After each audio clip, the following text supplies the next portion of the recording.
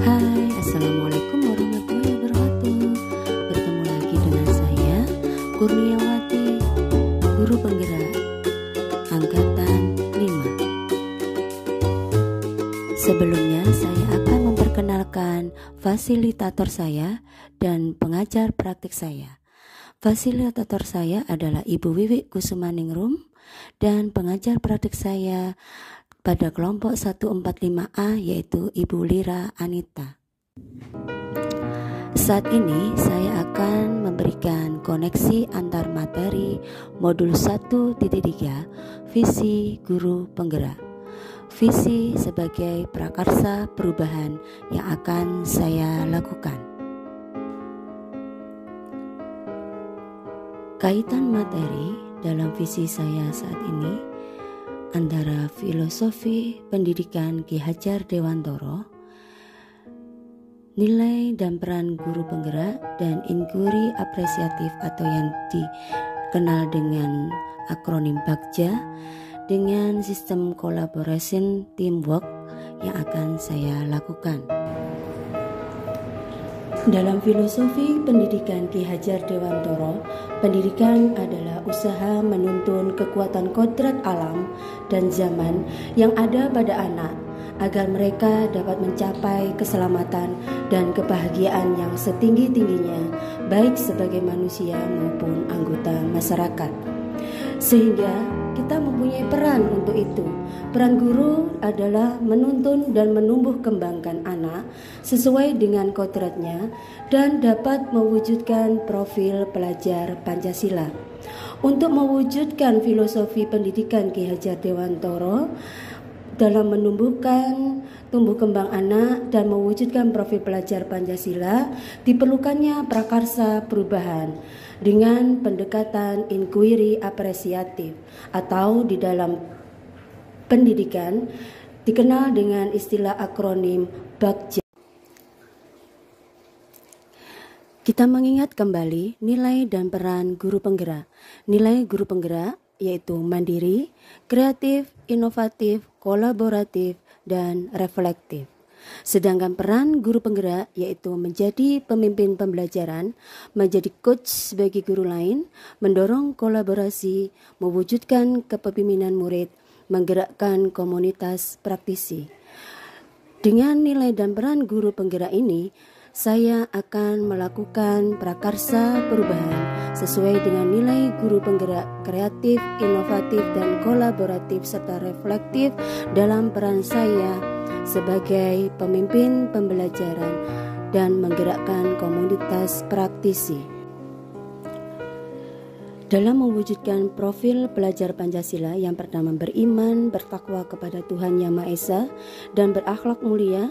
Yang kedua mandiri, 3 gotong royong, 4 keberkebinekaan global, 5 bernalar kritis, dan 6 kreatif. Semua profil pelajar Pancasila itu akan kami wujudkan di dalam sekolah kami dengan prakarsa perubahan, menumbuhkan atau mewujudkan kreativitas siswa dan religious culture. Dalam mewujudkan semuanya itu diperlukannya visi guru penggerak.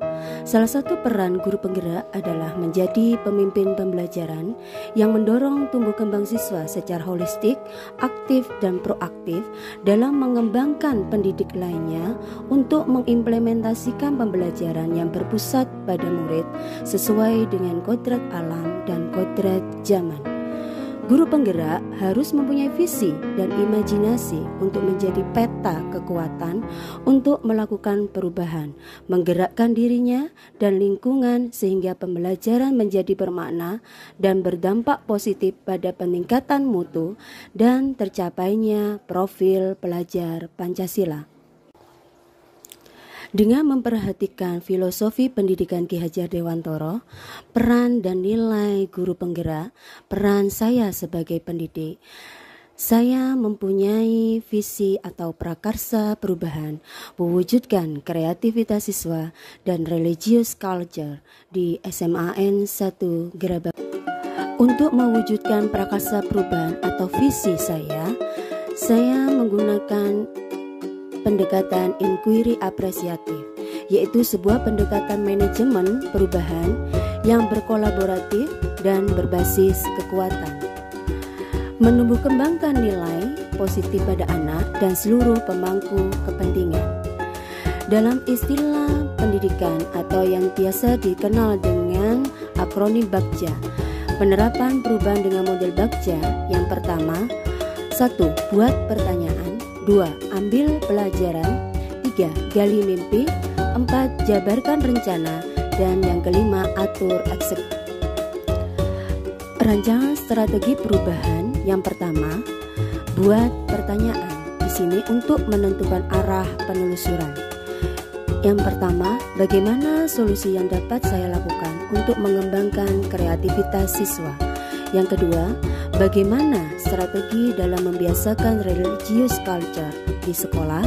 Dan yang ketiga, apa tujuan yang hendak dicapai dari mengembangkan kreativitas siswa dan pembiasaan religious culture? Rancangan strategi perubahan dalam pendekatan BAGJA yang kedua yaitu ambil pelajaran. Di sini untuk menuntun pengambilan pelajaran. Aktivitas yang pertama, menceritakan kepada siswa tentang perubahan baik yang terjadi pada orang yang mampu meningkatkan kreativitas dan membiasakan budaya religi. Di sini sebagai pemantik siswa untuk bersemangat dalam menumbuh kembangkan kreativitas. Kemudian berbasis kekuatan. Yang pertama, adanya pembiasaan dalam memahami dan mengamalkan ajaran agama yang sudah ada.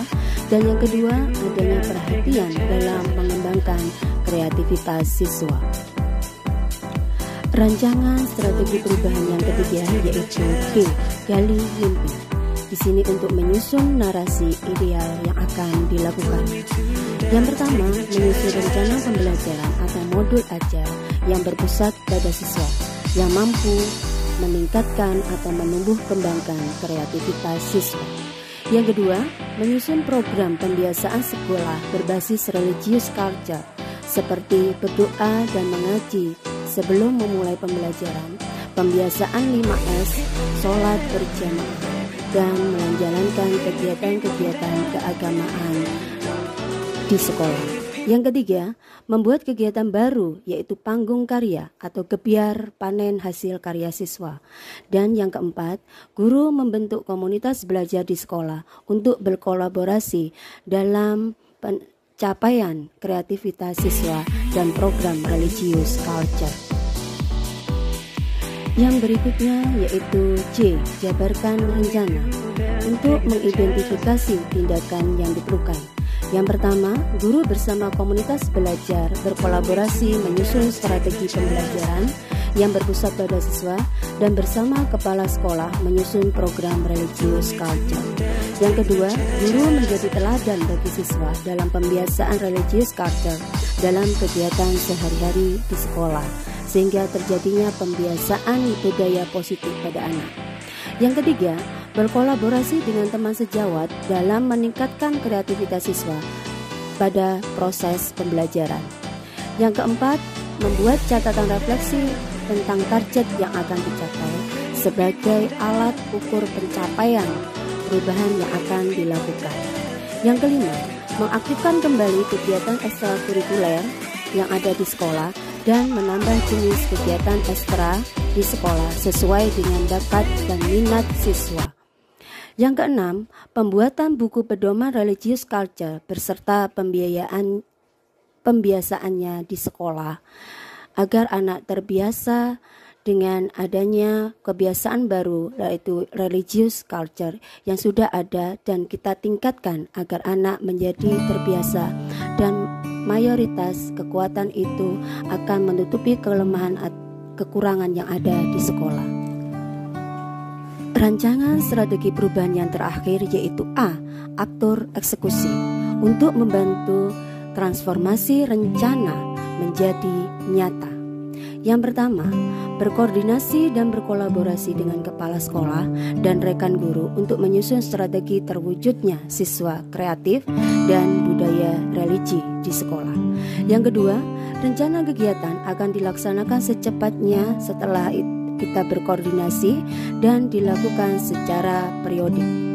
Rencana perubahan akan dilakukan oleh semua warga sekolah karena dibutuhkannya pembiasaan, suatu target, dan adanya keteladanan dari semua warga sekolah.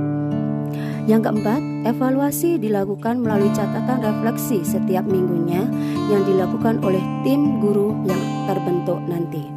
Dan yang kelima, agar budaya positif ini berlangsung secara kontinu, diperlukannya pembiasaan dan keteladanan. Sehingga di sini semua guru dan warga sekolah mempunyai tanggung jawab untuk menjadi teladan bagi siswanya, agar anak terbentuk keteladanan dan pembiasaan sehari-hari di sekolah, sehingga akan diterapkan dalam kehidupan sehari-harinya di dalam masyarakat atau lingkungan di mana dia berada. Melakukan perubahan mulailah dari diri sendiri, mulailah dari hal kecil, dan tambahlah kapasitas diri dengan terus belajar, yaitu belajar sepanjang hayat, mencari pengalaman dan melakukan studi literasi dan berkolaborasi dengan teman sejawat. Lakukanlah hal kecil dengan niat yang tulus, lambat laun akan membawa perubahan dan menghasilkan sesuatu yang bermakna. Kebiasaan baru memang akan mempunyai tantangan, tetapi tetap yakinlah bahwa semua itu akan menghasilkan budaya positif yang sangat luar biasa. Mengubah karakter dan budaya baru tidak semudah membalikkan telapak tangan, tetapi membutuhkan kebiasaan dan keteladanan. Demikianlah video saya kali ini. Terima kasih sudah menonton dan menyaksikan. Jangan lupa subscribe dan like. Terima kasih. Assalamualaikum warahmatullahi wabarakatuh.